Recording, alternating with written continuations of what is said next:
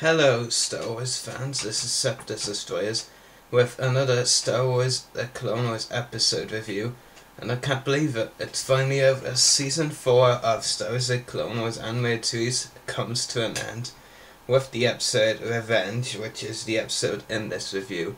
It's been fairly quick actually. This has been the shortest season of all time, if I recall correctly. It feels like only yesterday, doesn't it, that we first saw the CN trailer for Season 4. Last year, the first preview where all started with Wolfpack charging and shooting. And that's how we got our first trailer, and it doesn't really feel like it's been that long at all since we got it. For me, at least, it feels like it was like yesterday that we got that trailer. But, you know, it is over once this review is done, but there may be more Season 4 reviews to come, but I'll get to that later in this video. So, first thing I want to talk about is Mother Talzin's role in all of this. She has a pretty interesting role in this arc as a whole, but it's hard to tell where her motives really are. Is she really out for revenge after Dooku or something? And something Filoni, I think it was, talked about was we'd find out why Talzin was searching people like Asajj Ventress, Savage Opress, and we still haven't really found out anything about that. Nothing really about why she's interested in them. But she does have a fairly important role. After all, she does bring back Darth Maul and give him those droid legs. Well, I won't really say bring him back in that context, but she pretty much brings him back to who he was and not this insane spider dude. Now, of course, that brings up the next topic. Maul returns. Well, I know he returned in last week's episode, but I'm using this wording in the context of he's back to the person he was, and hands down, he is so much cooler once he gets the droid legs. I mean, because like, it almost felt like Savage was a bit of a babysitter to Maul before then, but once Maul got his droid legs, it was the right way around. Like, Maul should be leading Savage, and it was like that from then on. Something I found really interesting and dark for the show, in a way, was Maul's plan to get revenge. Like, the killing of innocents. I mean, for no reason, just killing some people random people on that planet. That's pretty deep, I think. I know they were just random people, but to just kill innocent people so that you can get your plan to work, that's pretty dark. And that was a pretty interesting plan, I have to say.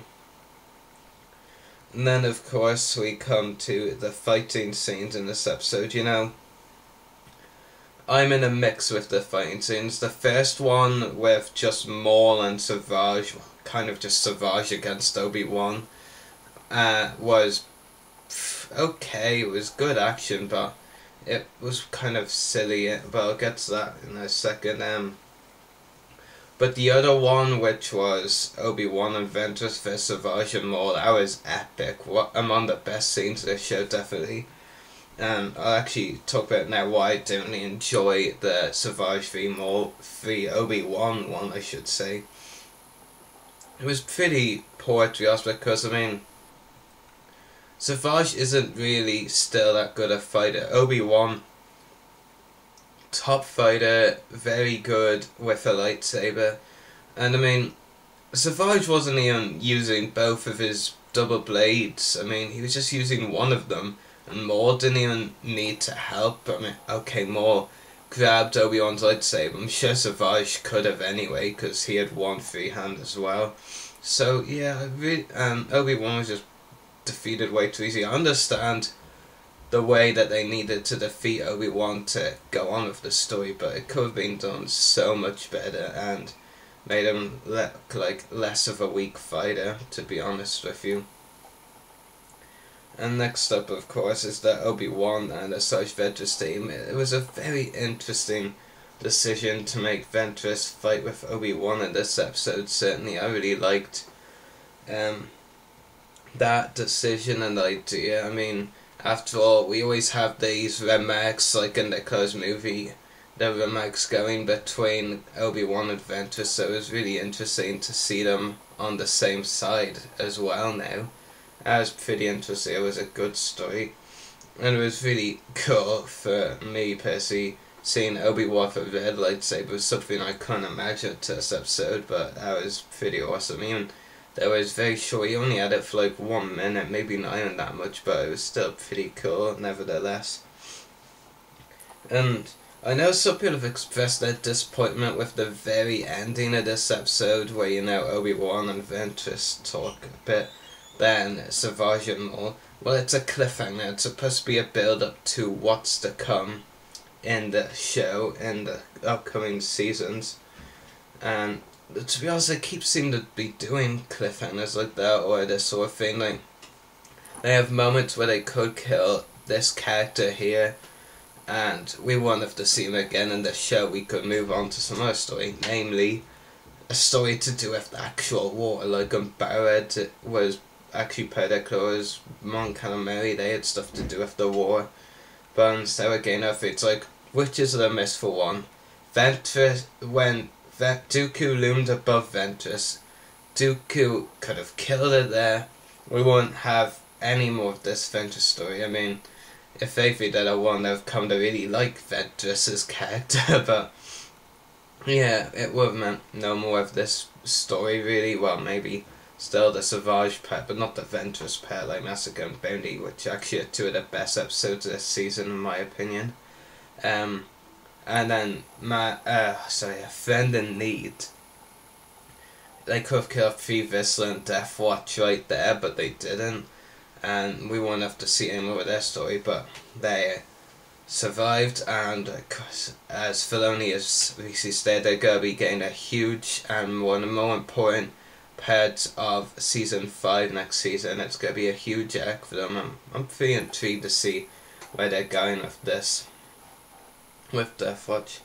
Anyway, I'm going to give my rating now. I'd give it, I'd say, 9.5 out of 10. It was a wonderful episode, great fighting, and the dialogue was actually top notch this episode. At the very least, among the best dialogue of the show, but it just wasn't exactly totally perfect for me. There were a few issues, or maybe just that one that I kind of did have. I felt while the dialogue was awesome, there was too much of it.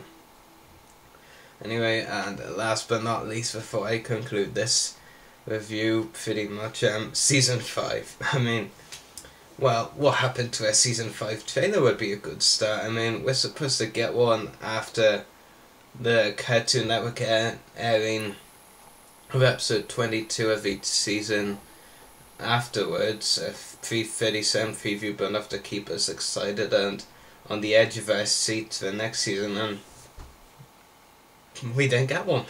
Simple as, we did not get one. I don't really know why, but we didn't. And then there was actually one at WonderCon last year, and none at WonderCon this year either, so not really sure what's happening. Maybe we're gonna get an explanation from Filoni soon as to why we're not getting one. Maybe it's been delayed for by a few days. Maybe CN put the wrong promo in the wrong thing, or maybe we're going to have to wait until Star Wars Weekends next month for our first season 5 trailer, and that would be the bootleg video camera version, because that's the only way you could get the Star Wars Weekends ones actually.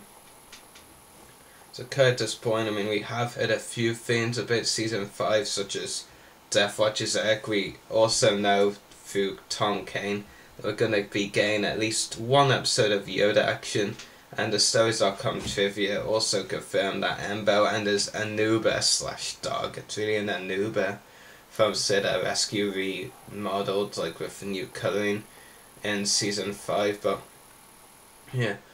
And even though technically season 4 is over, I will be going over and reviewing those episodes that I missed out on before I made my YouTube channel, which was episodes 1 to 13 of season 4, from Water War until Escape from Cadaver.